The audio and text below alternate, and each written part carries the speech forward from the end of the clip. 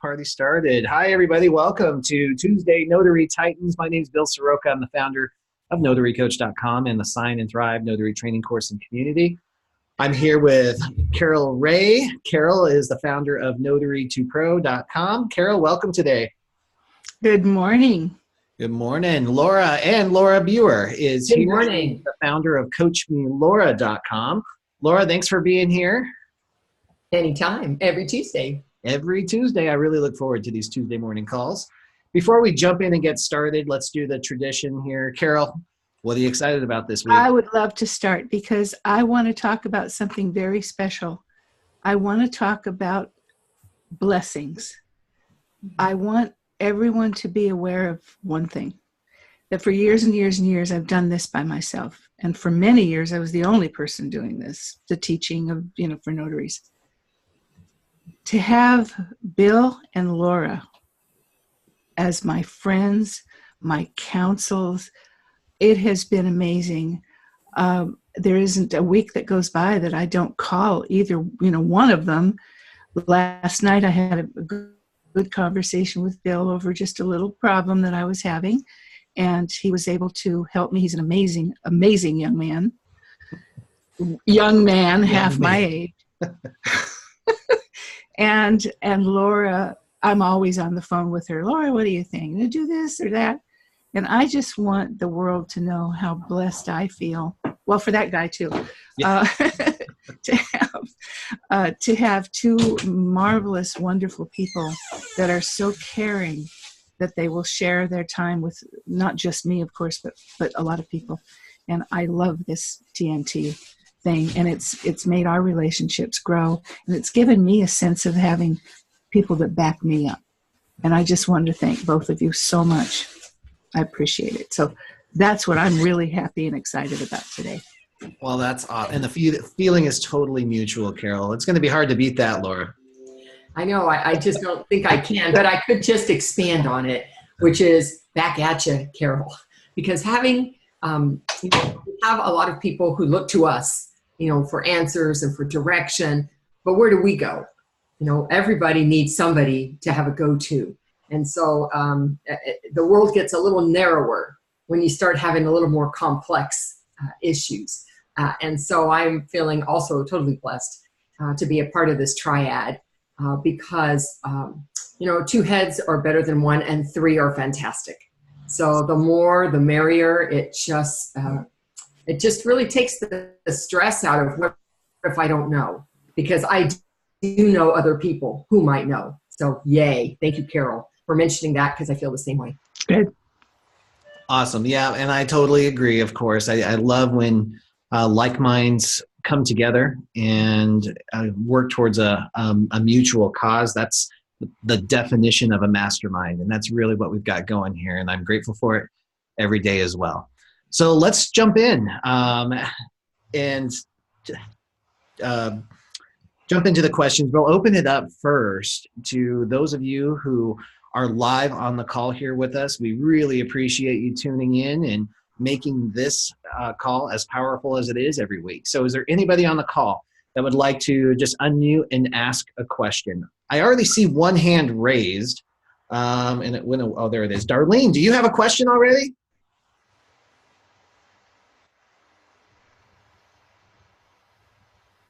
Or is that just pushing buttons? That's okay too, because that happens to all of us. All right, Darlene, if you're talking, you are muted and we can't hear you, so just let me know. Oh, what's that? Hear me now? Yeah, no, I hit the button because I couldn't hear at first, so I was just trying to get some help, but I'm good now. Oh, wonderful. All right, good. One crisis down. Yep. Getting off to a good start. Bernadine, how can we help today? Hi, good morning. How are you? Great. Thank you. I have a question. I'm not sure if it's really a notary question or if they need to talk to an attorney, but a friend of mine has an old irrevocable trust that they had sealed, notarized in the 90s. They are no longer able to find the the seal page where the certificate is. They have a copy, but it's not clear. They asked me whether or not they have to go have it redone, recertified. Great question, Laura. Any insight on that? I told them I had no idea. So my first statement is not an attorney cannot give legal advice. And then my follow-up to that is trusts typically are pretty solid for about 10 years unless you have a major life event that would cause a change, like loss of a spouse, addition of children, things like that. But it is recommended about every 10 years to have that thing reevaluated because the laws change. And it may no longer support what the current laws say about trust work. So that was done in the 90s. Whether or not they can find it, I certainly think they should seek legal advice about reviewing and updating their trust to meet current laws for those living trusts. Yeah, it's not.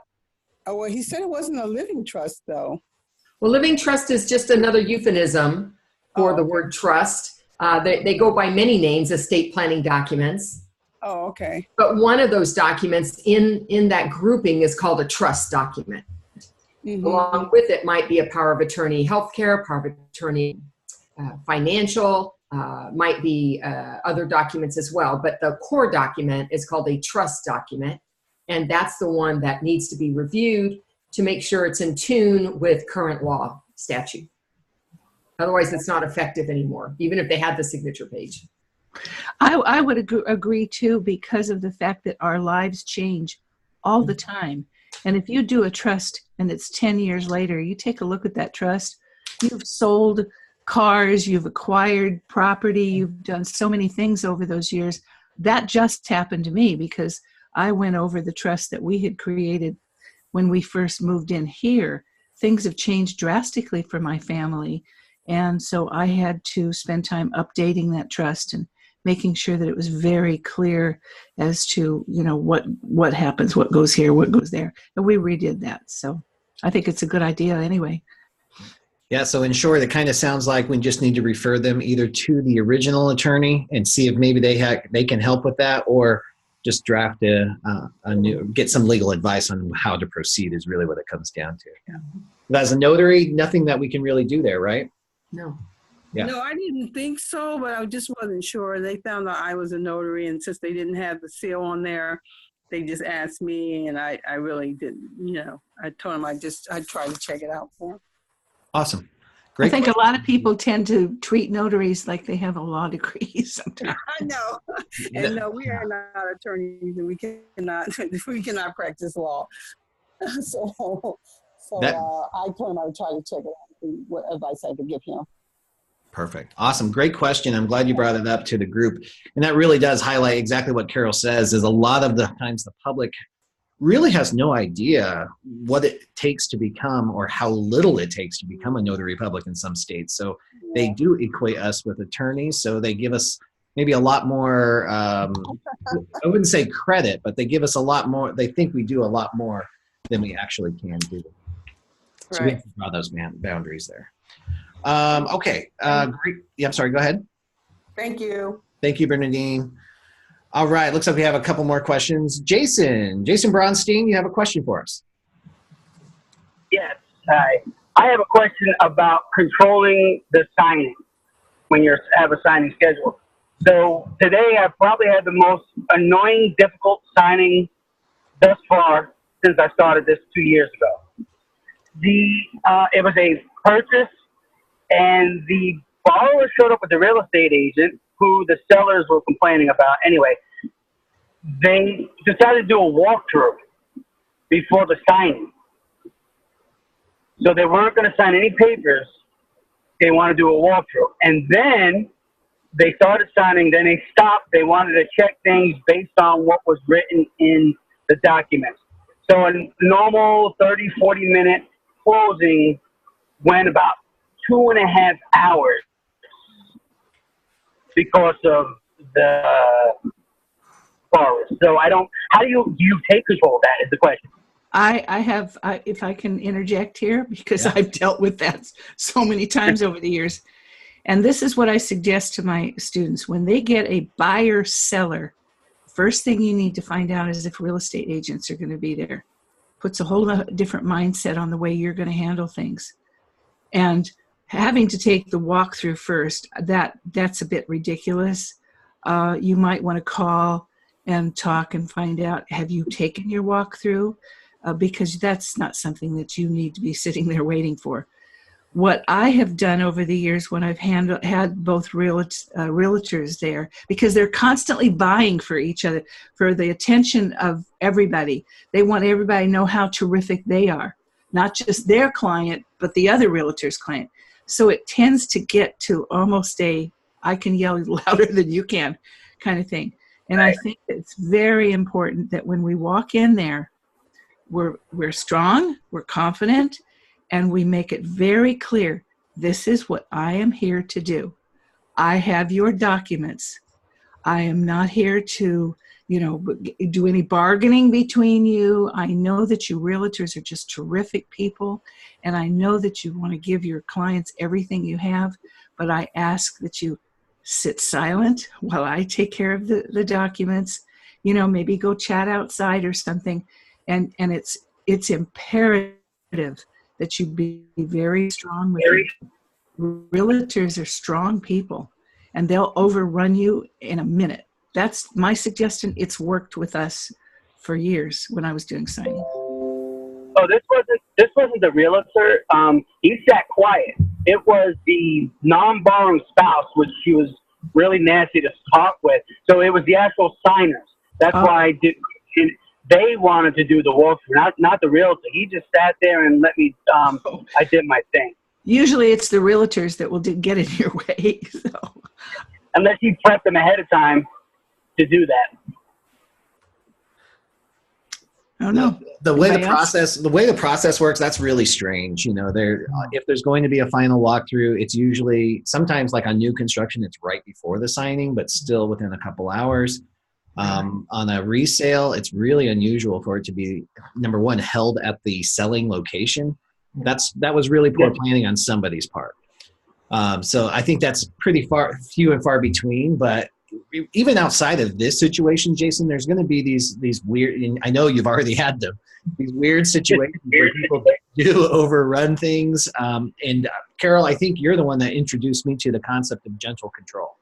Is always maintaining professionalism, not shaming people, not judging people. No. Just owning it and gently guiding them to the way that this needs to be. You're an expert, and in order for you to do your job and make sure that these documents get signed, dated, and initialed correctly so they can get their keys on time, this is the way it needs to flow.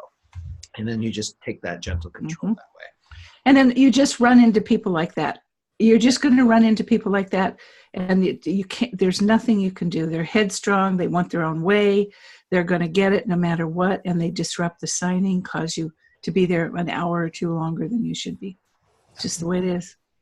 I kept professional because this was a direct signing, so I just figured I build that relationship. But boy, in the back of my mind, I wanted to renegotiate fees. Thank you, though. Yeah. And Jason, I'm sorry, I can't help but interrupt every once in a while, but I want to thank you publicly for starting the Safe Haven for Notaries Facebook forum. You came to me when you were first thinking about it. I thought it was a terrific idea, a place just where newbies can feel comfortable. And so I wanted to thank you for that. It's going really well. Thank you. Yes, Valerie, Dennis, and I reached out to her because I couldn't do it alone. So yeah, I like the way things going. Thank you for recognizing. Appreciate it. Yeah, that is such a great group and lots of great questions for the newbies. I love the attitude and the energy of the group. I just want to, before it gets buried in the chat, Di, I am coming to you. Don't worry. I want to get this original notary signing agent posted a question here. After completing my NSA certification, what would you suggest as a first assignment? Would it be better to focus on refinances, HELOCs, or does it even matter what kind of assignments I take early on? Any suggestions would be helpful. Laura, you have any opinion on that? Well, I'd say whatever the first assignment is you can get, take it. Exactly. Whatever it is. Do it and work through it. If you wait for the right one for your first one, you'll be stalled out. Yeah, nothing will happen. And No. the way that this industry works, and you'll get to see how it works whenever you get started, but it's not like there's a refinance corporation that just sends refinances or debt settlement or purchases. They're all just going to come, and it's going to say, hey, I got a buyer package on Thursday at 2. Are you available? And it pays $90. That's the way it comes. The difference in the documents as far as like refinances and purchases is very minimal. There are some nuance to it, of course, but a mortgage is a mortgage in a lot of cases. HELOCs can be a little bit different, but again, pretty easy. So as your first one, it seems a lot more intimidating than it actually is whenever you get in your flow.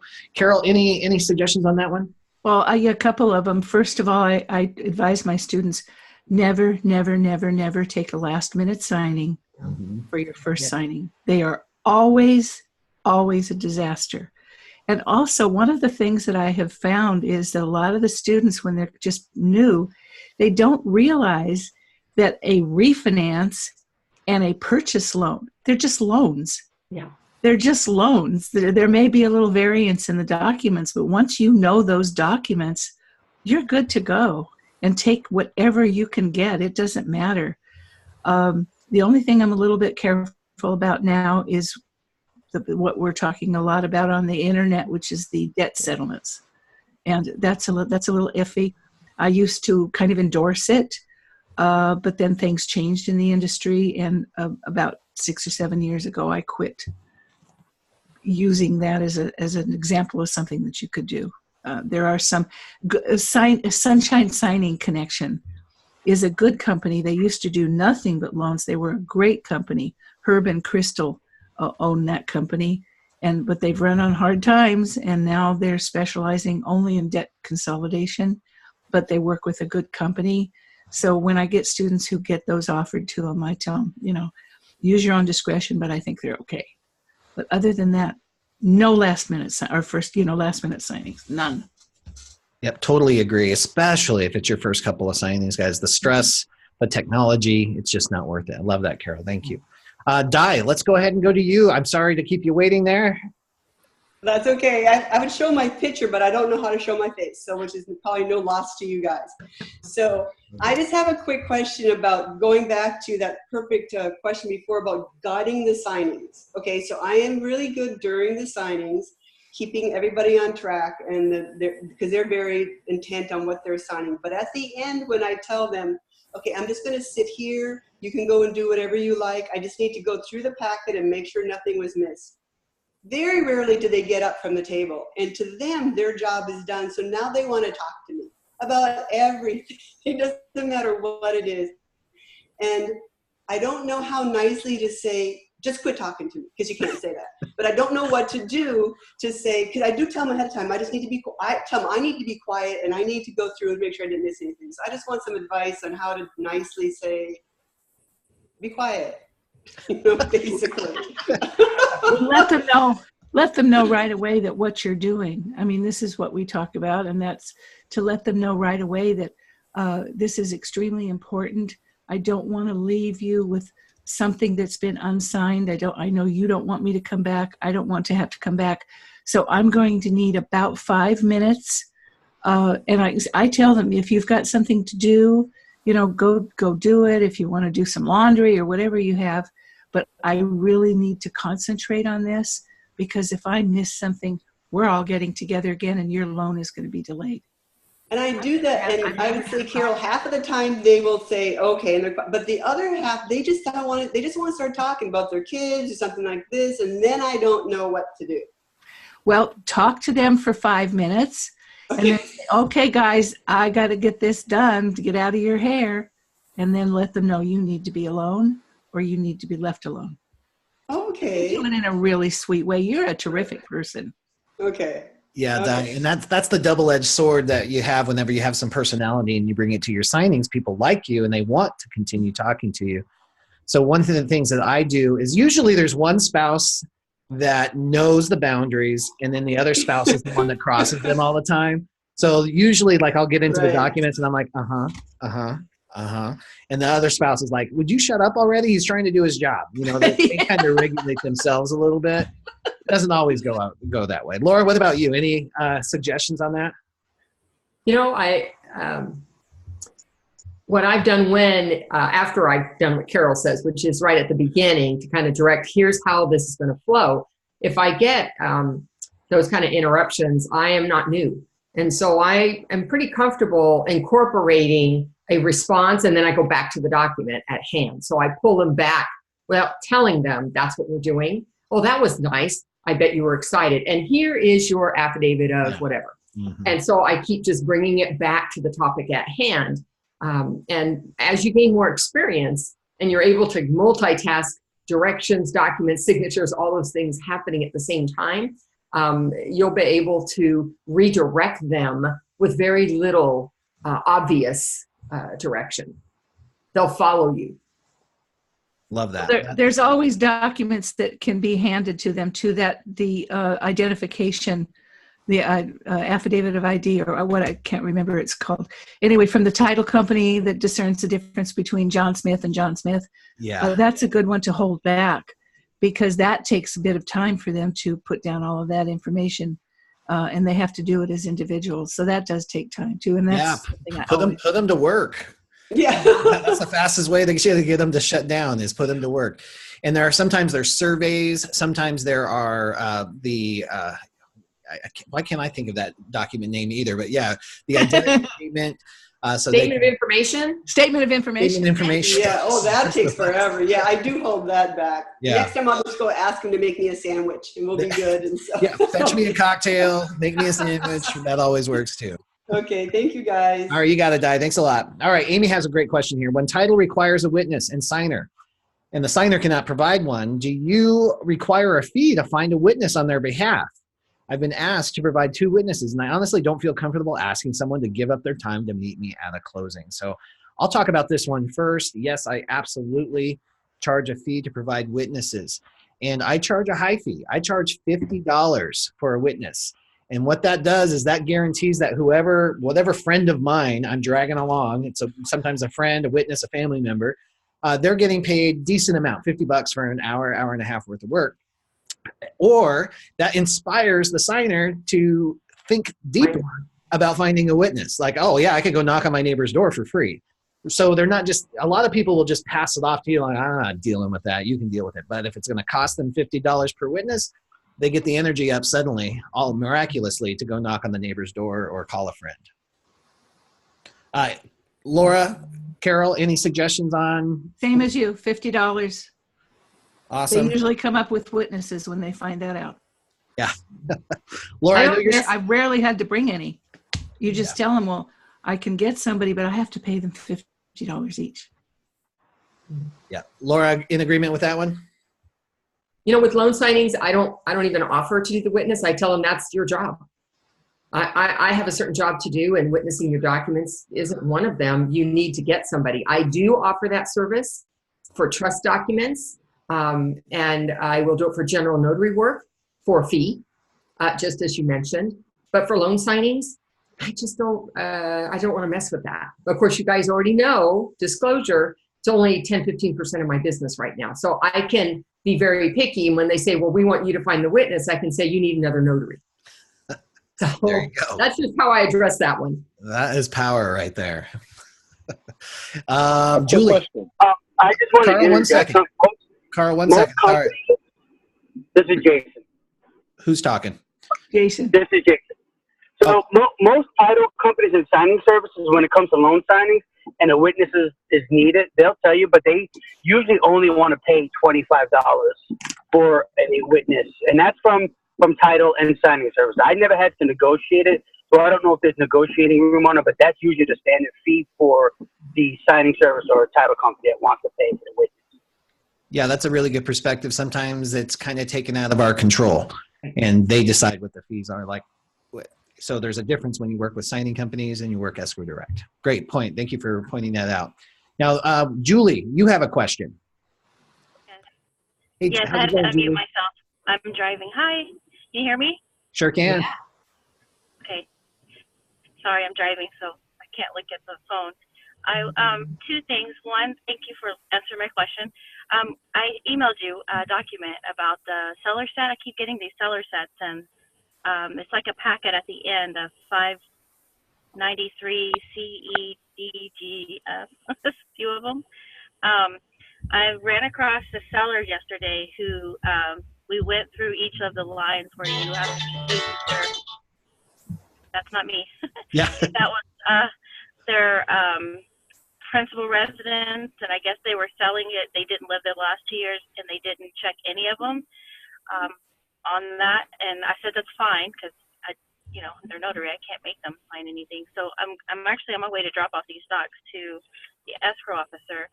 And I spoke to another notary, so I wasn't sure what else to do. And on these forms, sometimes the sellers aren't sure which one to check. So I wanted to know if there's anyone that's really good at that document on maybe breaking that down a little bit. Not in this call necessarily, but maybe in another training. No, I have that answer for you. Okay. You're talking about California, the tax forms. Yes, the tax form is that's when they're selling. Okay, may I answer this? Yeah, absolutely. Okay. Yeah, this is something that has come up over the years so many times, and here's what I do, and I started doing it years ago. That form is an extremely important document when they go to fill that out, because they're asking them about when they purchased it, what did they pay for it, what percentage do they own, was it an exchange property? Mm-hmm. So many things on that form that need to be answered, and they have to be answered correctly, because what you're talking about here is what's going to be reported to IRS, and capital gains are going to be determined by what is filled in on that form. Right. So here's what I instruct my students to do. And Laura added something to it last week. We talked about this, I think, a week or two ago. The best thing to do is to print a couple of those forms. If they look at it and they go, I don't know how to answer this, number one, you can say, is your tax accountant or whoever handles your taxes, are they available? And let them give them a quick call and see if they can get the answers. If they can't, which I've never been able to connect with a person like that, I let them take that document home. And I tell them, this is crucial. You must put down the right answers, or you could end up paying thousands of dollars toward capital gains taxes that you may not have to pay. So impress on them how important that is, that they get those answers. And then you can have them sign a blank one. Laura's the one that suggested this. I never thought about it, but have them sign a blank one, put a note on there that you've sent that form home with them. They are going to get the answers, and they will get that back to escrow ASAP, whether it be by fax or by delivery or whatever it is. And I've always had them do that. I've never had a problem. I always put a note in the file that the sellers had these particular documents, and they're ridiculous in California. Mm-hmm. And that they have these documents and that they will return them as soon as possible. It is no longer my responsibility because the seller's very well aware of the fact that they have to get that back, and they have to have the right answers on it, or they're likely to be penalized. Does that help? Yeah, it does. And I may call you on the other one. I think there's another question in there too, but I sent it to Bill, I think. And I don't have the document where I can hold it up and show you. But it's also where they put in their social and say whether they're U.S. resident or not. And it's a top and a bottom. And one, I think, is for if they're just a person. And I think the bottom one is for if they're an LLC or in a trust. But I think I know what you're talking about. And there is a form in California that is an affidavit of non-foreign status, I think might be what you're talking about. That's exactly what it is. Here's the thing. What happens is in the state, and I'm sure other states are the same thing, because in fact it has to be because it's a federal law, that they had an influx of people coming in from Japan, China, all over the place, buying a lot of property back in the 60s. Okay. And then they would turn around and sell it, and they'd leave the country and take the money. No taxes paid. Now they keep track. When you open an escrow, And of course, I don't know this as an NSA, I know it as an escrow manager, but when you open an escrow, you have to fill out the documents. And sometime during the process of closing it, they also have to make sure that they let people know if they are of a foreign status. Escrow is responsible for holding 10% of the purchase price of that property at the close of escrow until the IRS has a chance to determine if these people owe taxes to the U.S. That's what that's for. And if you suspect that somebody's lied on it, you need to let somebody know. Okay. Well, that was what I was trying to figure out, because on the top, one escrow officer had me fill out the top. They checked it. They marked it so I knew what they wanted. And then another one did the bottom. And I'm like, oh, my goodness, what if someone didn't mark this up and I don't know which is for what? That was my concern, because I know it's important. Well, Yes. that's what that is. And if you ever have any questions, Julie, the title company is really the only one that can help you do that. We can't advise on how to sign it. We can't fill in any of that information, and we really shouldn't be applying anything except for what the title company. I mean, if we can't figure it out, and you showed me that, and it's not super clear. It's not like many of the documents that are in our industry. They're not super clear.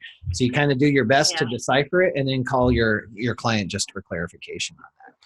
Okay. Excellent question. Thank you. And Carol, great description there. Let's move on, because I know Carl has a burning question for us. Carl, are you still there? Carl, you're on mute if you're talking. All right. We will skip down. All right. Anybody else have a question that they can ask live? While I go through these chat windows. Oh, here we go. As a new signing agent, did you take low ball paying signings to get the experience in? I know we've answered this question tons of times. Carol, you want to just take a quick one on it?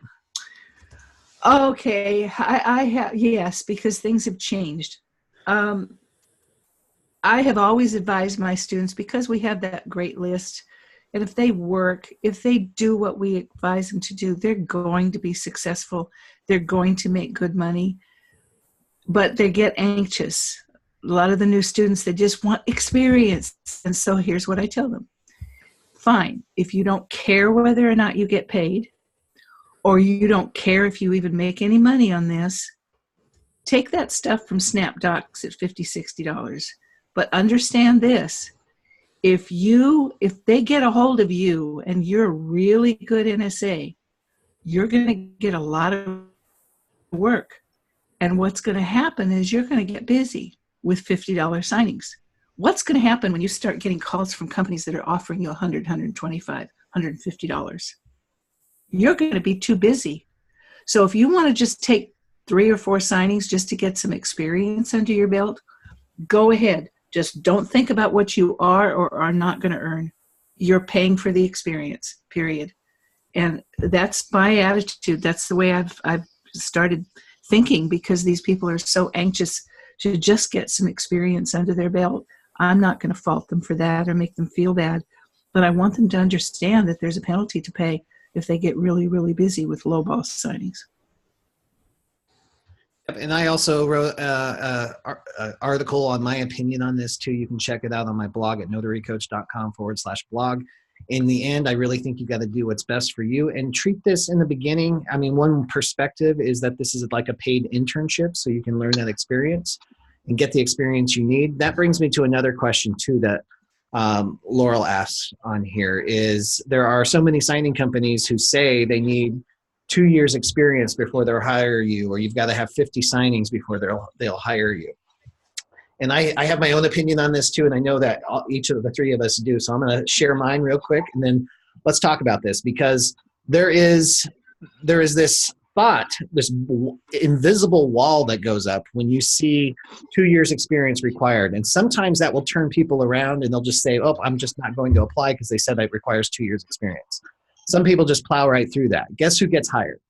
The people who plow right through that, and they submit and they paint the picture of why they are the best person for this position. Because if you think about it, a signing company or even an escrow company, The reason that they've just picked some arbitrary number, like 2 years or 50 signings, is just to screen out the people who just woke up one morning and said, I think I'll be a signing agent. You know, they want somebody who's committed to this craft and is going to represent them well at the closing table, that they're going to be competent, that they're going to be confident, that they have integrity, they know what they can do and what they can't do, and that they're going to be an enjoyable person to work with. If you believe that is you, then it's your job to paint that picture. Kick the door down, get your foot in the door, and prove what you can do. There are lots of companies that have that requirement posted somewhere on the internet or on their application. And there's lots of those companies who still will give you a chance if you paint the picture and present yourself professionally. Carol, what do you think? I see it every day. I see it all the time. My students, and you're right on. They'll say, well, this company says they want you to have 1,000 signings or 500 signings or something. And I tell them, it doesn't matter. Call them back. Let them know who you are. What are you made of? What is your personality? What are some of the things that you've done before in your life that could help you to be a really terrific notary signing agent? Tell them where you got your training. I mean, there's so many things that they can do. And I just feel so wonderful when I get a call from a brand new student and they get a call from somebody that you wouldn't imagine would be calling somebody who has no experience at all. And then they're out in the world. Now they're gone. They're just, it's just terrific. It happens every single day. There are notaries, brand new, less experienced than you, less training than you, getting signings because they had the courage to apply. And really repeat it. You can't just call them. This is what we tell people over and over again, and some of them just don't listen. Don't just call them one time. Call them to make sure get on the database, tell them a little bit about yourself, find out about their company, what some of their requirements are, and then call them back a few days later. Remind them, ask them, your database, am I there? Oh, I can't wait to work for you guys because, and then, little spiel. And then call them back a few weeks later. One of the most successful signing students that I had, she was a pain in the neck. Oh my God. When she was a student, she called me constantly, drove me insane with her questions. And, but then I talked to one of our favorite title companies, and they were telling me how she annoyed them. She used to call them. She called to get set up, and then she would call every Monday morning. And she would keep them on the phone for all of 30 to 45 seconds. I just want to remind you that I'm here. She's out in Oklahoma. Yeah. And she said, finally, the owner of the company said finally that, she said that they finally got something in her area. And I'm like, call the pain in the neck. Call her, give her a chance. And she became one of her favorite signing agents, and she got tons of work, and she became very, very successful. So it's amazing what persistence with a good personality and good attitude it can do for you. So absolutely. It's that, the 4 pillars of the relationships, guys. Don't forget the relationships. It's competency, knowing what to do. It's confidence, portraying that you know what you're doing, integrity, and likability. They're going to want to enjoy working with you, and you want to have that personality that does that. Laura, I know you probably have something on this too, because you said something several months ago, I think, that really stood out to me, is that we've all had a life before we became notaries, and use that career and that experience to really paint a picture here. Yeah, Bill, all of us have a previous life. Most of us did not go through college and to get a degree to be a notary. We all fell into this through some other means, and that means we were doing something else. And there are talents and skills and education that come with that. And it's really important, I believe, to engage that and make that part of your entire profile, rather than that really narrow scope. And I think it also demonstrates the difference, between a functionary and a professional. Functionary, I don't know if that word was made up or not, but I'm going to use it. I like it. is a person who just does the minimum that addresses just what's in front of them. And that's it. Whereas a professional understands how to see the whole picture and how to pull other aspects together to come up with the answer. Love that. Love that. Great question. Great answers. Love that, guys. Jacqueline asks, I'm in California. We're required to do a separate journal entry for each notarial act. Is there a journal that exists that lists the common documents that we notarize as NSAs? And if there is it allowed to be used in California? Laura, can you address that? Is there? Sure. Two answers. One, there is a journal that has been designed for NSAs, and it does list the most common ones. And it can legally be used in the state of California if you follow state of California rules, which is only mark one document per line. You still can only check off one per line entry. It's per signer, per notarial act, per document. So as long as you follow that rule, then you can use that. I think it's Modern Journal of Notarial Acts might be what it's called. You don't really get the benefit in California of what that design was for. If you're in another state where you don't have the requirements that we do, then that might be a very efficient style of journal for you to utilize. Laura, would you do me a favor and explain to everybody how the fee is actually charged? Because this is a question that comes up a lot. Okay, so first of all, my first disclaimer is I'm not a CPA. All right, so I don't do anybody's taxes. But here's how I approach the journal and fees. One is the journal is a representation of the fees that were charged to the signer, whether that came roundabout through their to the title company and their settlement statement, or directly to me or from my employer. However they experience the fee, that's what I'm looking at recording there. The journal is not for the IRS. The journal is to represent what happened. Now, the journal can be a backup if you're ever audited and they're looking to see what you charge.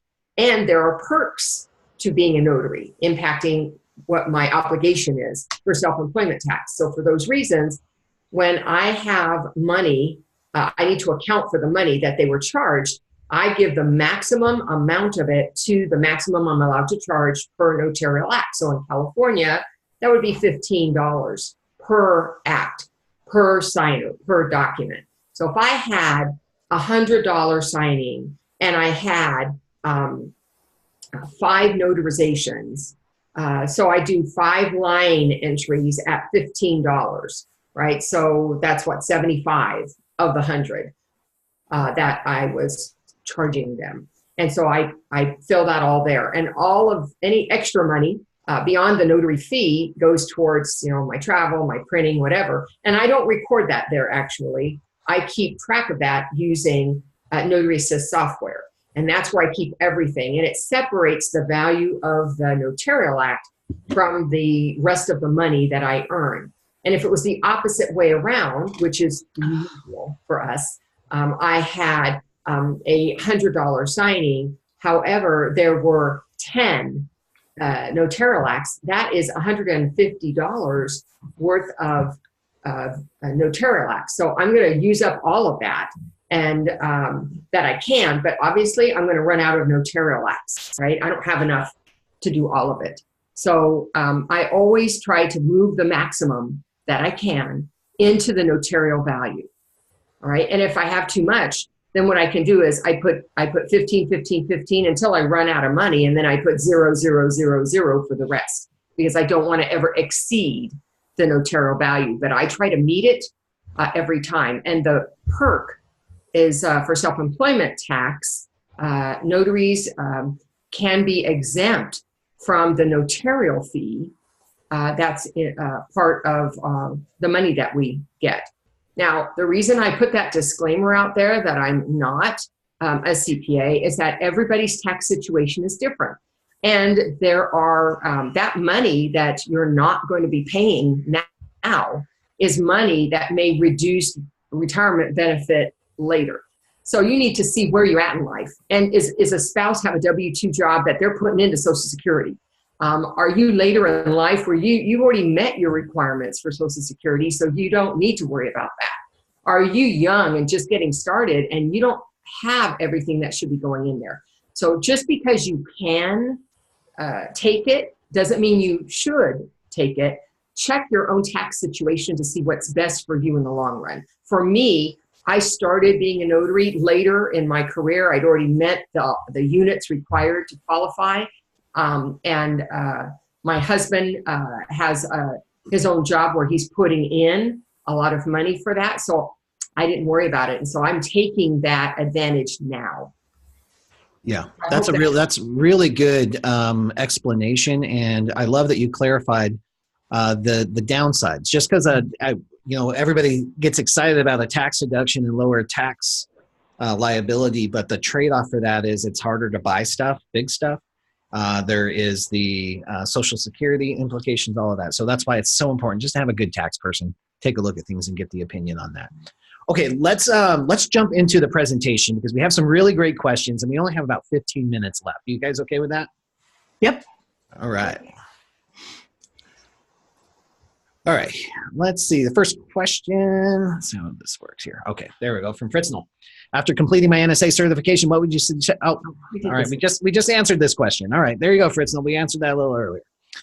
From Taylor, is it acceptable or maybe even recommended that we, as loan signing agents, literally highlight the key components of a document, such as a loan amount, grace periods, interest rates, etc., on the original package? Is it okay to do this, or is it a big no-no to go mark up a loan document in big no-no way? Yeah, big no-no.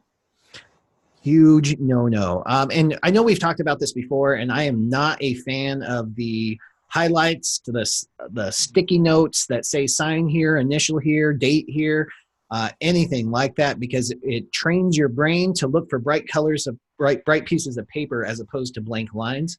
So it's really risky to do that. The best way to handle this, in my opinion, is to get training and practice so you know where to look and point on a document. Laura, any opinion on that? I just want to point out that this question is written in terms of physically pointing out or highlighting important pieces of information by utilizing a highlighter or sticky notes or something like that. And I'm in agreement with both of you. Don't use that stuff. However, I don't want anybody to misunderstand to say you don't need to point anything out with your finger or to verbally point something out. We are not about a point and sign type of appointment. Great clarification. I would like to add something to that too. This is very important. When you're going through documents, and of course we train people that's your job, is to go through the documents and show people exactly what's written. I've come up with finally something that's the difference. You can do the what, the where, you can't do the why or the how. It took me years to just come up with that simple little formula. So we can show them the what and the where. But when we're showing them the what and the where, let's say you're pointing out to them the interest rate and you're saying your interest rate is at 5.6%. Make sure that they are looking at what you are pointing to or talking about. You do not want them to come back later on and say, well, that notary said my interest rate was at 4.6%. So as you're going through the documents, I think it's extremely important that you sit close enough to be able to show them where it is, what it is, and make sure that they're looking at it with their eyeballs. Great suggestions. John says, my major signing situation is when I come across a Hispanic male signer with two last names, and the name on the docs is before the other last name. I always had to use credible witnesses. Any other suggestions? Laura, can you help us out with this? So, it's really not a straightforward answer. It depends on the state that you live in and what the requirement is, how specific your state is about identification. The more gray area or room that your state gives you to identify a signer, the less you have to rely on credible witnesses. That is certainly one of the ways, but not all states allow for credible witnesses. So I would tell you that most of the states use terminology that says satisfactory evidence. And, is it reasonable for you to be confident this is the person who's standing in front of you is the same one that's named in the document? And then some states will go on to say, government issued photo ID. And that's all the direction they give you. So it doesn't say anything about a name match. And then some states like California will say not only government issued, but these are the ones. But even in California, which is probably the most specific out there, it too does not say name match. So when I'm handling that situation, first of all, I'm aware of that culture and how that works. So it's not something that's out of the sky unusual. I know exactly what they're talking about. The second thing is I want to make sure that the names are in the right order, that they don't, because this has happened where they had two last names, but they were flipped. That's a problem for me. Mm-hmm. But when it's going in the right order and it follows the ID and they're telling me, hey, I use this one. I don't use the last name. I use the one before my last name. I don't have an issue with saying, okay, can you show me supplementary evidence? Can you show me some other things that say this is how you do it? Because if you usually just rely on that one name, I bet there's stuff in your wallet that's going to support that. And then in my journal, I will document what I used to further support the name that I actually notarized. So I'm using the correct ID. I can't rely on other stuff by itself. I have to have the right ID first. But then when it comes to name matching, that's where I feel I have more opportunity to look at other things to make me feel confident. And if I can't feel confident, it's going to be credible witnesses where I can push the responsibility on to another person to say, yes, it's that person. So first of all, be really knowledgeable about your own state's ID laws and read what the code says. If you see satisfactory evidence of identity and it doesn't say a name match, you have more freedom than you think. Love that. Totally agree. Anything to clarify, Carol? Anything you want to add to that before we move on? No, it is one of the most difficult situations that students face. I know I get calls from the table a lot about these Indian. I mean, that people have in their own cultures, they have different ways that that's how they sign their names. And so to adapt to that for the purpose of notarization can be very challenging. Yeah. And don't forget to use your resources too. If you can get a hold of title, if you can get a hold of the lender for approval, you can do that as well. Shoshana says, I'm a new signing agent. As a new signing agent, 3 months, no signings yet. Is it a good idea to address the new signing agent factor at the time of registration before a company mentions it? Like, should she say, hey, I'm a new signing agent? And let's even expand this a little bit into including it in your profiles on the internet, like signingagent.com and 123 Notary and Notary, Rotary, all that good stuff. Opinions on this? Yeah, why point it out? I mean, I wouldn't go out of my way to say, oh, by the way, I'm really new. I don't have any experience. I'd be focusing on what I'm bringing to the party. And asked, I'm going to be honest about what my experience is, but I don't see a reason to go out of my way to point it out for them. I agree. I think highlighting what I don't know about the people on this call, but a lot of my students in this last couple of years have been people that are very well experienced. They have amazing careers. Right. They're in their late 40s, 50s, 60s. I even had a lady 71, almost as old as me, to sign up. And you have a wealth of experience in the things that you're able to do. Highlight those things. I worked as a loan officer for many, many years. I was a real estate agent. I ran a multi-million-dollar company. I was the CEO of something. And the things that were involved when you were doing that job. If you just overwhelm people with your past experiences and the personal capabilities that you have of handling business, I would overwhelm them with that. But never lie. I mean, there are people out there who will tell you to do that. That is disaster. They're going to catch you for sure. And you don't want to taint your reputation by even fudging.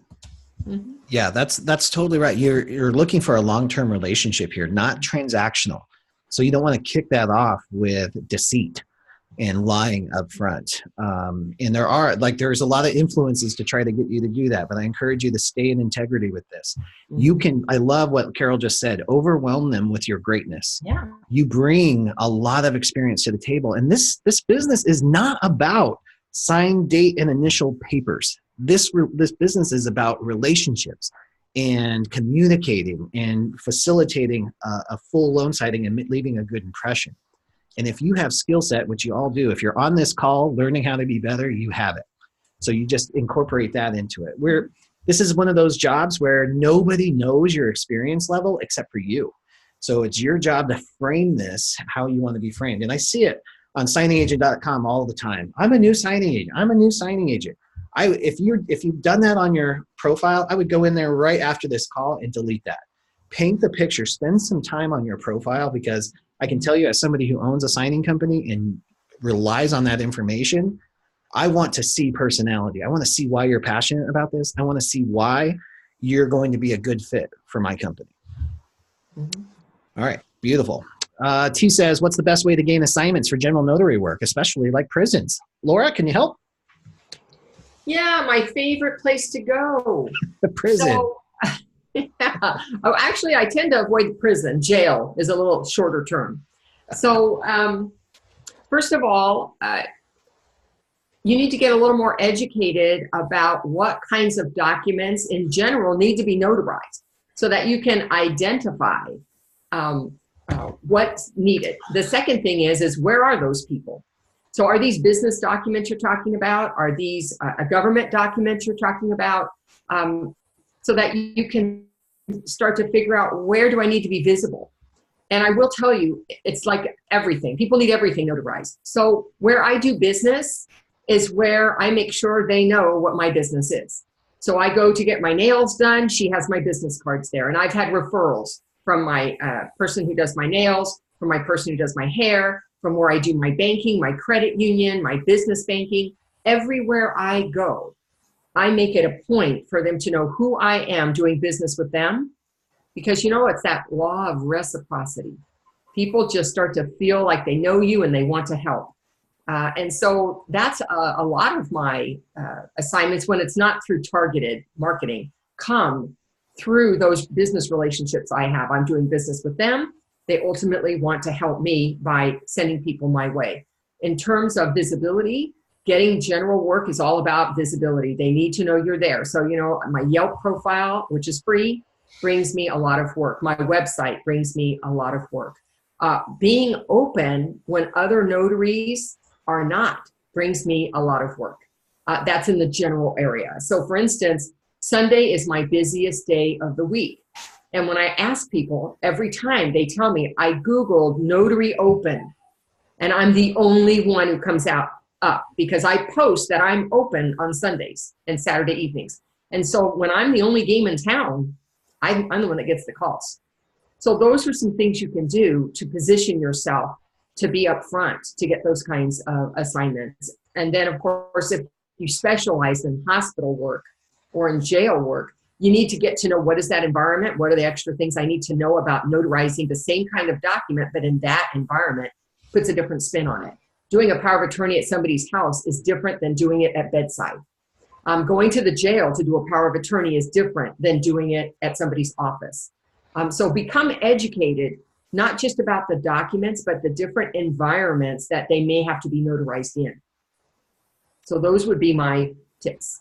Love it. Love it. Great suggestion. Oh, yep. Carol? I have a suggestion also, that when you get your business cards, you get the magnetic backings for a number of them, a lot of them. If you're going to go around your hometown and hand out cards, hardware stores, barbershops, nail places, wherever you happen to go in, go up and down the whole town. If they have magnetic cards handed to them, they never throw them away.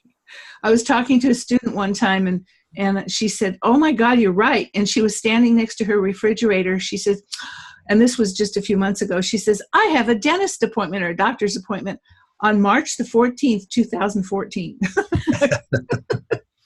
So true. Nobody wants to get rid of the magnet. They don't want to for some reason. Janet says, when the client is filling out the name affidavit or AKA statement, how do they sign next to their AKAs? As the document request, or as each AKA is listed? I have them take that one? sign the way it's listed. I always have them sign the way it's listed. If it's Bill M. Smith and then Bill Mark Smith, I've always had them sign as it is written on the line. I've never had a problem. There's a lot of different versions of AKA statements, Janet, so it's hard to give a blanket statement. But like Carol said, if they've got a line and the name spelled out, the expectation is that they sign the name as the variation. But some of them just have all the names just jumbled together as a paragraph, and they sign the name as they have been signing the rest of the documents. Laura, any other suggestions on that?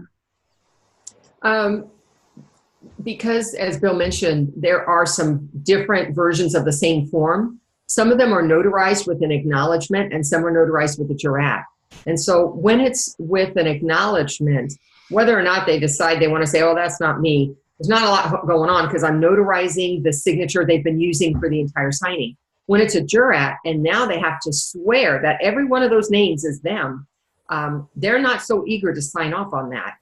So you might be able to give them that option of next to any names that are definitely a mistake that you could print, that they would print never known as, and then to that, next to that, sign their name as they're signing it in the package. So if you get somebody who's hesitant to sign off on that, that might be a way to work. I have used it in all of my signings, many different lenders. I'm not saying that every lender will accept that, but I have not had any experience where they've rejected it.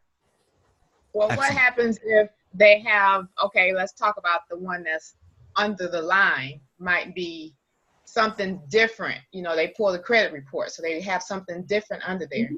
What if they sign that the way it is, or no, what if they refuse because you said it was a jurat? They have to swear. So do they just sign it how they sign their name, or do they sign it as a line? So in all of the variations that I have experienced in loan packages, the signature line that I'm notarizing is the same signature I'm using for all the other documents. And then within the document somewhere, they've listed all these other names. And that's why I'm suggesting that you could do that never known as if it's a jurat and they're hesitant to accept the variation. I don't know about Bill or Carol, but I've never seen where I had to notarize on a name affidavit the variations. I was always notarizing the actual signature. I never have. Yeah, I don't think I have. I mean, it's a notarized form, but it's clearly separate out. Right. And the never known as, I've never seen it rejected except from one lender. Can you guess who it was? Provident. Exactly. Big P. So if some people really own that and they take it seriously, you can just write not known as or never known as in most cases. Let's see the second part of this question. I know this comes up quite a bit. SnapDocs makes it no secret how they send out notification in batches, which explains why it is taken already when a yes response is denied within seconds of receiving the notification. Are all or most of the signing platforms geared that way? It seems that way when it's already taken, when my response is less than a minute from when I receive the notification. Do some of these signing services already have someone they use but send it out anyways to achieve an appearance of fairness? Carol, let's start with you. Any opinions, ideas about what? Well, I am sad to say that SnapDocs has started a trend among a lot of signing services that used to be give you a call, we have this for you.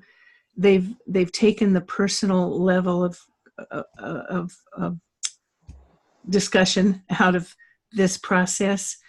And I'm really sad because a few of my favorite companies that I worked with, it was always a phone call, always a little, talking before we took the signing, have now reverted to sending out texts or emails. I don't think it has anything to do with the appearance of fairness. I think it's just living in this modern world and trying to handle the volume of calls that they have in the best way possible. Mm-hmm. And when they reach out to people that they would hire if somebody else doesn't jump in first. But I'm sad to see it. I miss that relationship between companies and the way that we used to handle things. It makes me sad. For me, I know, like, and I'll go back to, I'm a big fan of Zoom. I like their technology platform. I think they're leading the way in that. And they have found a way to ensure that each notary gets 3 minutes to respond. So it goes in order like that, and it's not just blasted out. So I know the technology exists to do this the right way. I think there's some, and I don't work for SnapDocs. I don't understand how it works. I'd love to know. I know the question's been asked. The answers still don't make logical sense to me. Why it has to go out in the same signing shows up, and sometimes it has a higher fee, sometimes it has a lower fee. It just doesn't make any sense how it works. So I wish I could give you a clear answer. What I would clarify, though, is that the way the question's kind of framed, it's trying to apply an umbrella answer to all the technology platforms and all the companies. And one thing that you can't do in this industry is apply umbrella statements. Very rarely is there going to be one solution that's going to work for every single thing. So the answer is no, not all platforms operate that way. And SnapDocs is kind of an anomaly in its own. It's really kind of changed the industry that way. But there are lots of other companies that do things differently. Some have apps, some do not have apps. Some still do it the old-fashioned way, like me. I pick up the phone and I call, or we send text messages to confirm availability and those types of things. So there's a different system, basically, for every single company that you work for. Laura, any additional perspective on that? Well, not really, because I don't mess around with SnapDocs. So I don't really have a lot to add to how they do or why they do what they do. Perfect. All right, guys, that takes us to the 9 o'clock hour. Laura, I know you have a subject, though, that you wanted to talk about today. Should we go a little bit later today? Do you want to talk about it today, or would you like to start off next week? I'll leave it to you. You'll leave it to me. Well, I think people may have other things already on their plate, knowing that we're done at 9 o'clock and we've gone over. So why don't I save that to start us for next week? And just as a teaser, so people know what it is, it's about dealing with powers of attorney documents specifically for in environments where you're not sure about the signer's ability to sign or what's going on, because it's very important for us to assess the whole picture, not just run in, notarize the document, and run out. And there's a 5-step plan I have to help you facilitate those kinds of documents. Love that, and looking forward to that. In fact, we'll have lots to talk about as far as general notary work goes next week. So guys, thank you so much. Carol, thank you for spending so much of your day with us. We really appreciate it. Laura, again, thank you for cutting time out of your day for us as well. And those who have joined us live, thank you for growing yourself and your business on a Tuesday morning. We'll see you next week. So long.